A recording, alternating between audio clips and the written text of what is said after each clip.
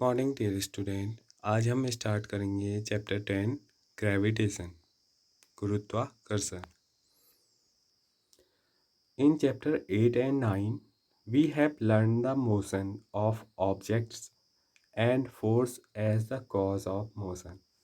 इससे पहले की चैप्टर में हमने जाना कि कैसे ऑब्जेक्ट में मोशन होता है और कैसे उस मोशन का कॉज हमेशा एक फोर्स होता है। इसके बारे में हमने लास्ट लेक्चर में जाना था। We learn that a force is needed to change the shape और the direction of the motion of an object. हमने इस बात को जाना कि कैसे एक फोर्स ज़रूरी होता है किसी भी ऑब्जेक्ट के स्पीड में चेंज करने के लिए या फिर उसकी डायरेक्शन ऑफ मोशन को चेंज करने के लिए हमें क्या किस चीज़ की ज़रूरत होती है, एक फोर्स की ज़रूरत होती है। We always observe that an object drop from a height fall toward the earth. हमने हमेशा इस बात को ऑब्जर्व किया है कि अगर हम किसी भी ऑब्जेक्ट को किसी हाइट से ड्रॉप करेंगे यानी कि छोड़ देंगे तो वो हमेशा क्या होता है, वो फॉल होता है, उसका फॉल होता है टुवर्ड्स द अर्थ। उसका फॉल कहाँ की ओर होता है, हमेशा अर्थ की ओर होता है। ऐसा तो नहीं होता है कि वो ऑब्जेक्ट ऊपर आसमान की ओर या स्काई की ओर जाए। इसके बदले हमेशा अगर कोई भी ऑब्जेक्ट ऊपर जाता है तो वहाँ से वो हमेशा नीचे की ओर ही आता है। We know that all the planets go around the sun. हम इस बात को भी जानते हैं कि जितने भी प्लैनेट्स हमारे इस यूनिवर्स में प्रेजेंट हैं वो हमेशा जाते हैं सूर्य के चारों ओर। हाँ की ओर उनका मोशन होता है, सूर्य के चारों ओर। The moon goes around the earth. और इसी प्रकार से जो मून है वो हमेशा अर्थ के चारों ओर घूमती है। In all these cases there must be some force acting on the object. इन सारे केसेस में क्या हो रहा है, जो ऊपर के केसेस हमने अभी पढ़े उसमें एक कॉमन चीज़ हो रही है कि सारे ऑब्जेक्ट में एक फोर्स एक्ट हो रहा है। The planet and the moon, जैसे प्लानट्स में एक फोर्स लग रहा है जिसकी वजह से वो हमेशा सूर्य के चारों ओर राउंड राउंड मोशन में लगा हुआ है। इसके साथ ही अगर हम मून की बात करें वो भी एक फोर्स से अर्थ के साथ बाइंड है कि वो एक सर्कुलर पाथ में अर्थ के चारों ओर एक मोशन कर रहा है। Isaac Newton could grasp that the same force is responsible for all these. और आइजैक न्यूटन ऐसे साइंटिस्ट थे जिन्होंने इस बात की अवधारणा दी या इस बात को उन्होंने बोला कि यहाँ पर एक सेम फोर्स रिस्पॉन्सिबल है इन सारे पर जितने भी केसेस हो रहे हैं, चाहे सन के चारों ओर प्लैनेट्स रिवॉल्व कर रहे हों या अर्थ के चारों ओर मून का जो मोशन है उसके लिए एक कॉमन फोर्स लग रहा है। This force is called the gravitational force. और इस फोर्स को क्या बोला जाता है, इस फोर्स को ग्रेविटेशनल फोर्स बोला जाता है। In this chapter we shall learn about gravitation and the universal law of gravitation. इस चैप्टर में हम क्या पढ़ेंगे, ग्रेविटेशन क्या होता है, व्हाट इज गुरुत्वाकर्षण and what is the universal law of gravitation. Gravitational का जो सार्वत्रिक नियम है वो क्या है। We shall discuss the motion of object under under the influence of gravitational force on the earth. इसके साथ साथ हम डिस्कस करेंगे ऑब्जेक्ट का जो मोशन होता है किसके अंडर, ग्रेविटेशनल फोर्स के अंदर। जो किसी भी ऑब्जेक्ट का जो मोशन होता है वो कैसे होता है। We shall study how the weight of a body varies from place to place. और हम इसके साथ साथ इस बात को भी जानेंगे कि हर एक ऑब्जेक्ट का जो वेट है वो प्लेसेस के साथ उसमें डिफरेंस क्यों देखने को मिलता है। We shall also discuss the conditions for object और टू फ्लोट इन लिक्विड्स। इसके साथ साथ हम इस बात को भी जानेंगे कि जो डिफरेंट ऑब्जेक्ट हैं वो लिक्विड की सरफेस में कैसे फ्लोट करते हैं। First topic is gravitation. What is gravitation? What is gravitation? गुरुत्वाकर्षण क्या है? We know that the moon goes around the earth. हम जानते हैं कि जो मून है वो हमेशा जाता है around the earth. An object when thrown upward reaches a certain height and then fall to downwards. हम देखते हैं जब भी हम किसी ऑब्जेक्ट को, जैसे एक बॉल को अगर कोई खिलाड़ी हवा में ऊपर की ओर फेंके, तो एक सर्टेन हाइट में पहुंचने के बाद वो बॉल दोबारा से कैसे डाउनवर्ड मोशन की ओर फॉल होती है। ठीक है। It is said that when Newton was sitting under a tree, ऐसा बोला जाता है, एक कहानी है इस ग्रेविटेशन फोर्स से रिलेटेड, कि न्यूटन एक बार एक एप्पल ट्री के नीचे क्या कर रहे थे, आराम कर रहे थे। An apple fall on him. तब उनमें क्या हुआ, अचानक से एक ऊपर से एप्पल गिरा। The fall of the Apple made Newton start thinking. तो इसके बाद जब एप्पल नीचे की ओर गिरा, तो उससे न्यूटन को एकदम से चोट लगी, वो डर से गए और उन्होंने इसके लिए उनके विचार में उनके दिमाग में ये विचार आए कि आखिर ये एप्पल ऊपर से नीचे कैसे गिरा। पहले तो उन्हें बहुत गुस्सा आया कि आखिर किसने मुझे मारा, लेकिन जब उन्होंने सोचा, आसपास देखा, कोई भी उन्हें नहीं दिखाई दिया, तब उनके मन में विचार आया कि आखिर ये एप्पल ऊपर से नीचे गिरा तो गिरा कैसे। न्यूटन स्टार्ट थिंकिंग, और इसके बाद न्यूटन ने सोचना शुरू किया। He thought that if the earth can attract an apple. उन्होंने सोचा, क्या सोचा उन्होंने, अगर अर्थ एप्पल को अपनी ओर अट्रैक्ट कर रही है, can it not attract the moon? क्या ये मून को अपनी ओर अट्रैक्ट नहीं कर रही होगी? Is the force the same is both in both cases?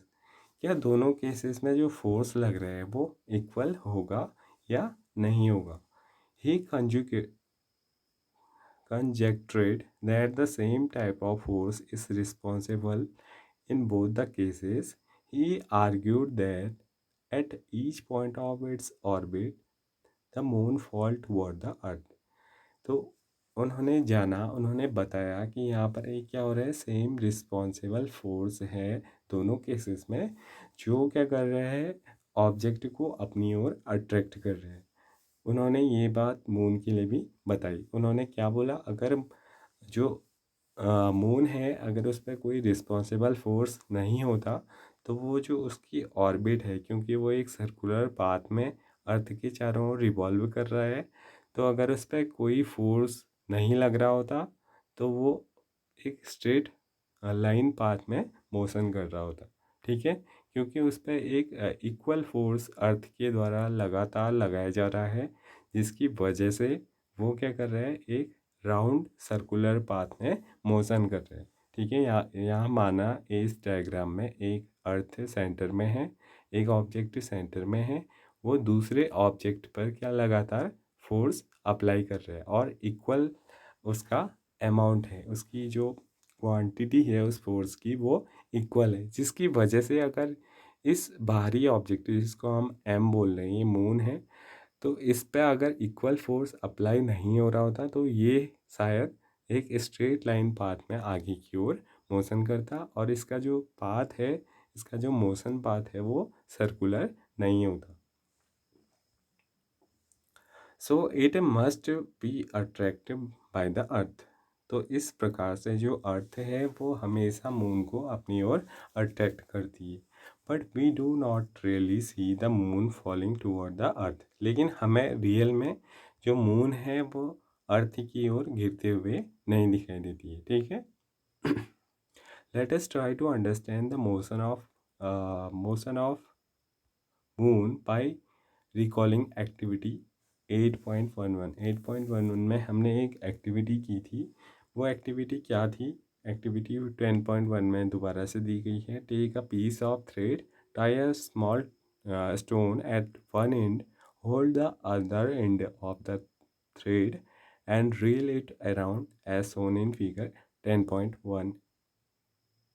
मैं आपको एक डायग्राम दिया गया है कैसे एक बच्चा एक रस्सी के एक किनारे पे एक स्टोन को बांधा हुआ है और उसको क्या कर रहे हैं अपने चारों ओर वो घुमा रहे हैं। ठीक है। Note the motion of the stone. अब आप क्या करेंगे, यहाँ पर आपको जो मोशन दिखाई दे रहा है स्टोन का वो कैसा दिखाई दे रहा है, एक सेमी सर्कुलर पाथ दिखाई दे रहा है, एक गोल सा राउंड हमें यहाँ पर दिखाई दे रहा है। ठीक है। Release the thread. अब क्या करना है, रिलीज करना है आपने थ्रेड को। Again note the direction of motion of the stone. अब आपने क्या कर, इस बच्चे ने अब उस रस्सी को मान लिया इस पॉइंट से अगर छोड़ दिया तो इसका मोशन कैसे होगा, यहाँ से जाएगा और कुछ इसकी डायरेक्शन ऐसे हो जाएगी, तो यहाँ पर सर्कुलर पाथ नहीं लगेगा। ठीक है। Before the thread is release, जब थ्रेड को छोड़ा गया, the stone moves in a circular path. तब तक क्या कर रहा था, जो स्टोन था वो एक सर्कुलर पाथ में मोशन कर रहा था with a certain speed and changes direction at every point. उसकी एक फिक्स स्पीड थी और वो हर एक पॉइंट में अपनी डायरेक्शन को चेंज कर रहा था। The change in the direction involve change in velocity और एक्सेलरेशन। और जैसे जैसे उसकी डायरेक्शन में चेंज हो रहा था वैसे वैसे उसकी वेलोसिटी और उसका एक्सेलरेशन भी चेंज हो रहा था। The force that cause this acceleration and keep the body moving along a circular path is acting toward the center। और ऐसा फोर्स, कैसा फोर्स, जिसमें एक्सिलरेशन जो है क्रिएट हो रहा है और बॉडी हमेशा मूव कर रही है एक सर्कुलर पाथ में टुवर्ड द सेंटर, सेंटर की ओर। उस फोर्स को क्या कहा जाता है, उस फोर्स को कहा जाता है centripetal force. This force is called the centripetal force. Centre seeking, हमेशा सेंटर की ओर ऑब्जेक्ट का जो झुकाव है वो कहाँ की ओर होता है, सेंटर की ओर। तो इसे क्या बोला जाता है, centripetal force. In the absence of this force the stone flies of away a straight line. तब क्या होता है, जो थ्रेड होता है उसका वो क्या हो जाता है, अगर उसको छोड़ दिया जाए तो जो थ्रेड की सर्कुलर मोशन है, स्टोन की जो सर्कुलर मोशन है वो आप एक स्ट्रेट लाइन पाथ में कन्वर्ट हो जाती। This straight line will be tangent to the circular path. और यहाँ पर अगर हम बात करें उस मोशन की तो वो क्या होगी, वो टेंजेंट लाइन होगी हमारे सर्कुलर पाथ में। ठीक है। The motion of the moon around the earth is due to the centripetal force. तो जो फोर्स है, नहीं, जो मोशन है मून का हमारे अर्थ के चारों ओर, वो किस फोर्स की वजह से, वो एक सेंट्रीपिटल फोर्स की वजह से। The centripetal force is provided by the force of attraction of the earth. और जो सेंट्रीपिटल फोर्स यहाँ पर क्रिएट हो रहे हैं उस स्टोन में, वो किस वजह से हो रहे हैं, वो एक फोर्स ऑफ अट्रैक्शन की वजह से हो रहा है। जो कौन अप्लाई कर रहा है, अर्थ अपनी ओर उसको अट्रैक्ट करने का काम कर रहा है, जिसकी वजह से जो उसका पाथ है वो एक सर्कुलर पाथ में कन्वर्ट हो रहा है।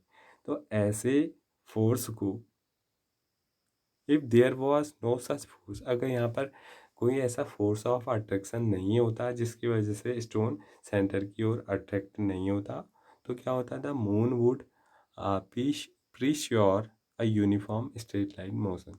तब जा करके जो मून का पाथ होता मोशन का, वो कैसा होता, वो एक यूनिफॉर्म स्ट्रेट लाइन का पाथ होता। ठीक है।